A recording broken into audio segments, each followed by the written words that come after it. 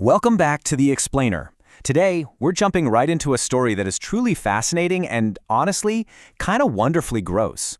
We're going to look at a brilliant young mind and the totally hidden, microscopic reality she unwittingly created. It's a tale of science, survival, and, well, a whole lot of slime. So, let's get right into it. Right off the bat, I want you to think about something.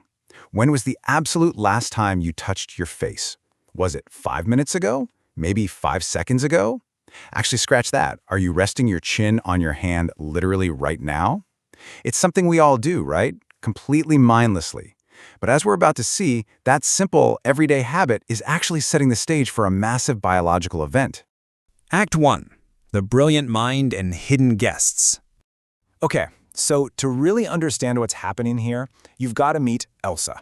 She's a brilliant 9-year-old. She loves science, writes these hilarious stories, and just absolutely crushes complex math equations. But there's this really fascinating contrast in her life. In Elsa's macro world, the visible world we all see every day, she is a highly successful student surrounded by friends and creativity. But then we have the micro world. This is the invisible realm she interacts with every single day without a second thought. We're talking about sweaty playground bars, greasy computer keyboards, dusty school desks, bathroom door handles, the whole shebang. Okay, let's dive into this, because this is exactly where the trouble starts. You see, despite having this brilliant scientific mind, Elsa was unknowingly running an incredibly gross biological experiment of her own. Whenever she got bored, maybe she was stuck on a tricky math problem or just kind of lost in a daydream, her fingers would automatically wander right up to her face. She'd bite her nails, or she'd pick her nose and, brace yourselves, put the boogers right into her mouth. To Elsa, it was just a mindless habit to help her think. But to the trillions of bacteria living on her skin, man, Elsa was hosting the most disgusting midnight buffet in the universe. Sticky, microscopic garbage trucks. If you looked under a microscope, her fingertips act exactly like sticky garbage trucks, just collecting thousands of squirming, invisible bacteria. And out on her dry hands, these bacteria are absolutely miserable. They call themselves the slime formers, these greasy, multiplying, opportunist blobs.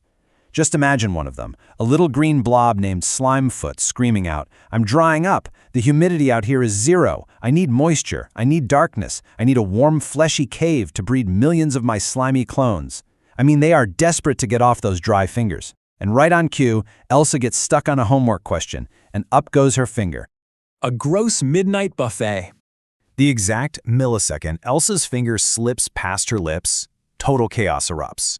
The bacteria basically yell, "Geronimo!" as they slide off her skin and splash down into the warm, wet saliva of her mouth.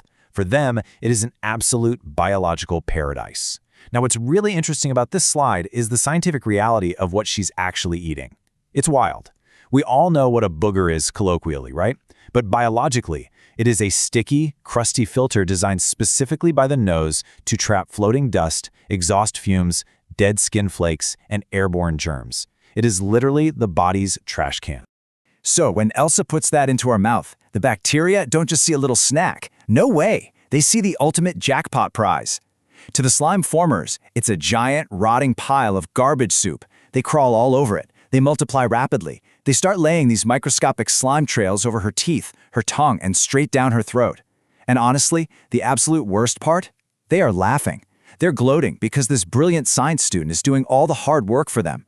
She is actively swallowing the exact trash her body works so hard to filter out. They're literally cheering, just trying to multiply fast enough to give her a stomachache or a nasty cough.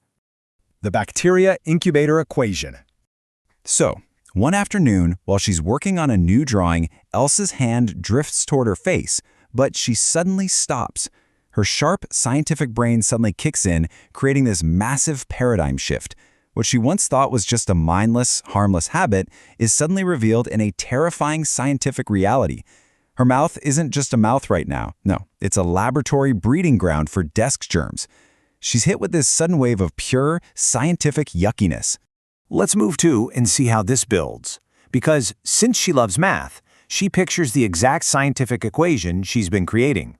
Step 1. Gather school desk contaminants on the fingers. Step 2.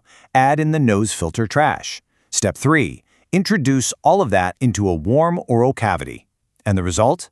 An exponential bacteria incubator. She looks at her fingers and can practically see those gloating little green blobs just waiting to slide right into her digestive system. Elsa suddenly realizes, wait a minute, my mouth is for speaking English, laughing with my friends, and tasting delicious food, not for being a laboratory. So she grabs her sketchbook. Using those awesome drawing skills we talked about earlier, she sketches the grossest, slimiest cartoon bacteria she can possibly imagine. She gives them these greedy eyes and muddy mouths, boldly labels it the incubator, and pins it right above her desk as a permanent reminder. Starving the slime formers. So the crucial point is, from that day forward, the war begins. Elsa actively applies her scientific understanding to change her behavior.